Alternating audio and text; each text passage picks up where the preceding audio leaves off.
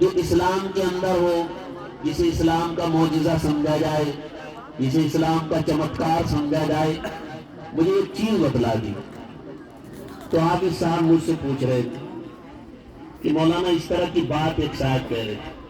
میں نے کہا اللہ اکبر کبیرہ، حافظ صاحب آپ نے جواب نہیں دیا کہ نہیں؟ میں نے کہا آپ خود اس کا جواب تو تھے۔ آپ ان سے کہتے کہ رب کائنات نے مسلمانوں کو، ایمان والوں کو ایک ایسا معجزہ عطا فرما رکھا ہے جو ایک معجزہ نہیں، بہت سے معجزات کا مجموعہ ہے، یعنی قرآن کریم۔ اس کو بتلا دیتے کہ یہ قرآن ہمارے پاس ہے، تمہارے پاس نہیں۔ قرآن کریم معجزہ نہیں، معجزات کا مجموعہ ہے۔ رب کائنات نے سینے کے اندر از اول تا آخر ٹھہرنے والی کتاب، بچپن سے لے کر جوانی تک، جوانی سے لے کر بڑھاپے تک، اسی کتاب کو بنایا ہے کہ سینے میں لوگوں کے یہ قرآن ٹھہر پاتا ہے۔ باقی کتابیں بہت جلدی کے ساتھ میں سینوں سے نکل جاتی۔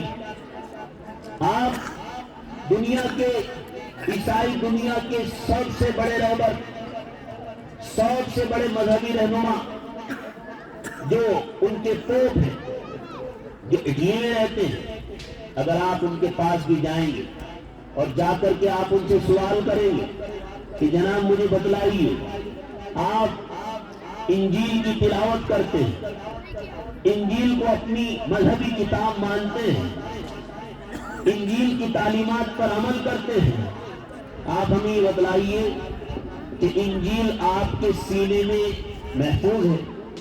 کیا آپ کو انجیل حفظ یاد ہے؟ جواب یہی آئے گا کہ انجیل مجھے حفظ یاد نہیں ہے۔ آپ یہودیوں کے پاس جائیے جو تورات کے عامل ہونے کا دعویٰ کرتے ہیں کہ ہم تورات کی تعلیمات کو مانتے ہیں، اگرچہ مانتے نہیں، چھپاتے ہیں۔ اگر وہ تورات کی تعلیمات کو مان لیتے تو ہم سب کے آقا جناب محمد رسول اللہ صلی اللہ علیہ وسلم پر ایمان لے آتے، کیونکہ ان کی کتاب کے اندر آپ کی پیشین گوئیاں دن کے اجالے کی طرح بیان کی گئی۔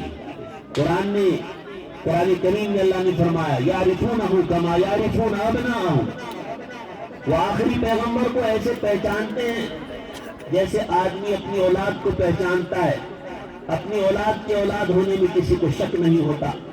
اسی طریقے سے وہ پیغمبر علیہ السلام کو آپ کی علامتوں سے، آپ کے حلیے سے اچھی طرح پہچانتے ہیں۔ بہرحال اگر یہودیوں کے سب سے بڑے رہنما سے یہ سوال کیا جائے کہ بتلاؤ کیا تمہیں توریت حفظ یاد ہے، جواب یہ آئے گا کہ ہمیں توریت حفظ یاد نہیں۔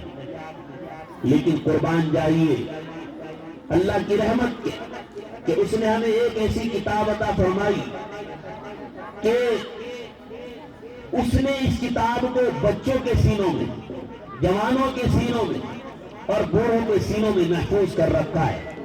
اسی مجمع کے اندر یہ چھوٹا سا مجمع جو اللہ کے لیے بیٹھا ہوا ہے، ابھی ہم کہتے ہیں اے بچے متوجہ ہو جاؤ، یہ بچے باتوں میں لگ رہے ہیں، پیچھے والے سن رہے، تمہیں کچھ بات کہنی ہے مجھے۔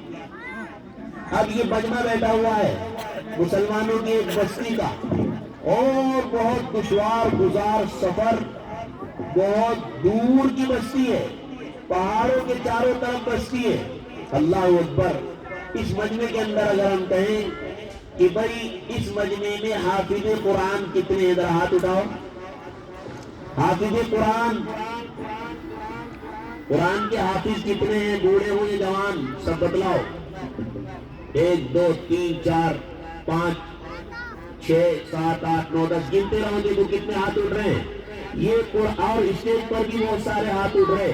الحمدللہ میں بھی حافظ ہوں، اللہ کا کرم، اب تک تراویح سنانے کا سلسلہ اللہ کی توفیق سے جاری۔ تو بہرحال یہ کس کا معجزہ ہے؟ یہ قرآن کا معجزہ ہے۔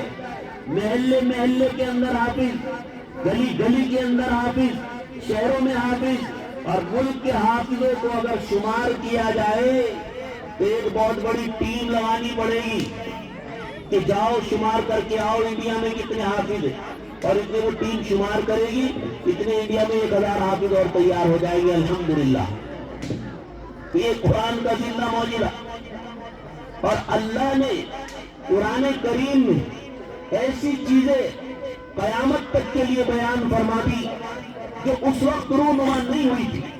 جب اللہ نے قرآن کو اتارا تھا اس وقت کسی کو سمجھ میں نہیں آتی تھی کہ یہ چیز کہاں ہے اور اس کا مطلب کیا ہے، بسا اوقات نہیں سمجھ میں آتی تھی وہ بات۔ مثال کے طور پر اللہ تعالیٰ شانوں نے قرآن کریم میں فرعون کے بارے میں فرمایا فَالْيَوْمَ نُنَجِّيكَ بِبَدَنِكَ لِتَكُونَ لِمَنْ خَلْفَكَ آیَةً، آج میں تیرے بدن کو محفوظ کر دیتا ہوں اور کیڑے مکوڑوں سے بچا دیتا ہوں، مٹی اس کو کھائے اس پر پابندی لگا دیتا ہوں، لِتَكُونَ لِمَنْ خَلْفَكَ آیَةً، تاکہ بعد میں تیرا بدن آنے والے بعد میں لوگوں کے لیے نشانی بن جائے۔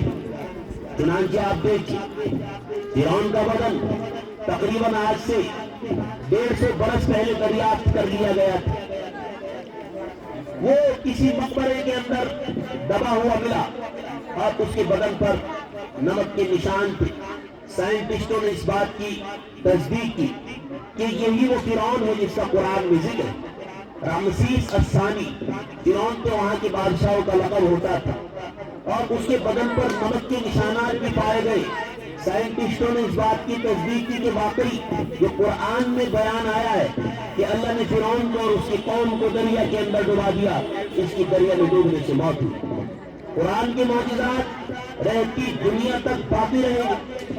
رب کائنات نے اپنی کتاب عزیز میں فرمایا مرج البحرین یلتقیان بینہما برزخ لا یبغیان، کہ اللہ نے دو دریا بہا رکھے ہیں، مرج البحرین یلتقیان، جو آپس میں مل کر کے چلتے ہیں، بینہما برزخ لا یبغیان، ان کے درمیان میں ایک آڑ ہے اور ایک دریا کا پانی دوسرے میں نہیں ملتا ہے، ایک دریا کا پانی دوسرے کے اوپر نہیں چڑھتا ہے۔ پہلے اس کی تلاشی کی گئی اور اس کا مصداق متعین کرنے کی کوششیں بھی کی گئی۔